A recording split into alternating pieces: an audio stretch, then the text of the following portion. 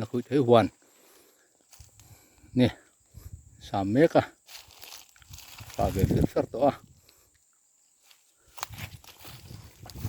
3 giờ trap đó thì mà nó có 3 อันเนี้ยหัดทักครบไหม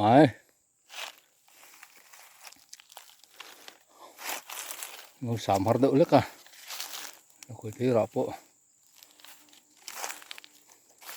thứ 3 mình liền tới đâu nè mình đón trần tên nhá chỉ còn lâu rỉ lâu không à ar lại là mà lọ anh đã đón này thì anh 3 to lắm anh nhá lạc qual lắm anh nhỉ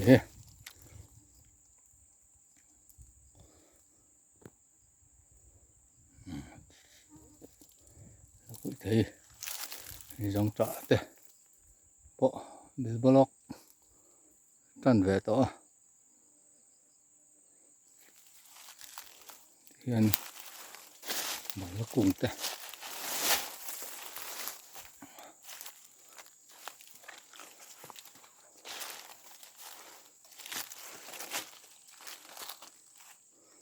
ra mình cắt lấy là mà cho nó ra ví dụ to cả lo tổ rồng to ra ngay là chân lại là niệm có mấy niệm cá ra tập con ra trước mấy nè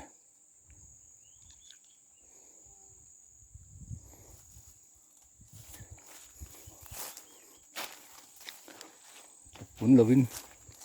cal xì á tràm ta đỡ lắm à nó sần đòn phốt tăng nghe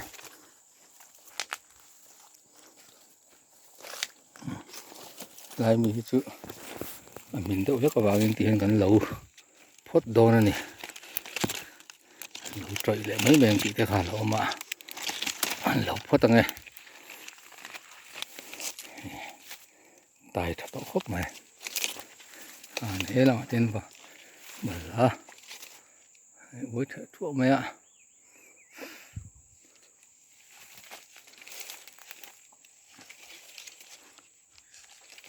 thôi mình thấy để tầm khóc mày à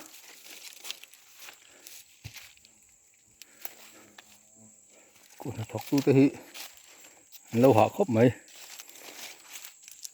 zoom mẹ xem qua rồi tắc tắc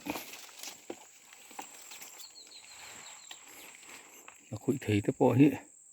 muốn thọ hi hát khóc á thì này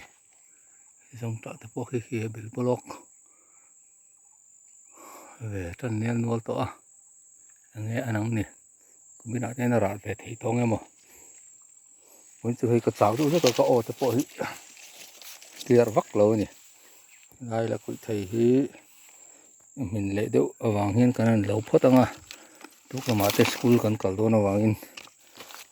mình đón xí là ba anh muốn trang in họ sẵn tỏ đó này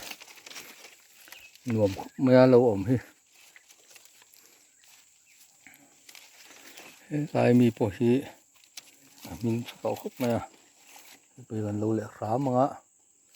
lâu chú va mấy những tí lâu mà còn cả lâu hết trơn tiếng khá lâu đỉnh muốn chú như thế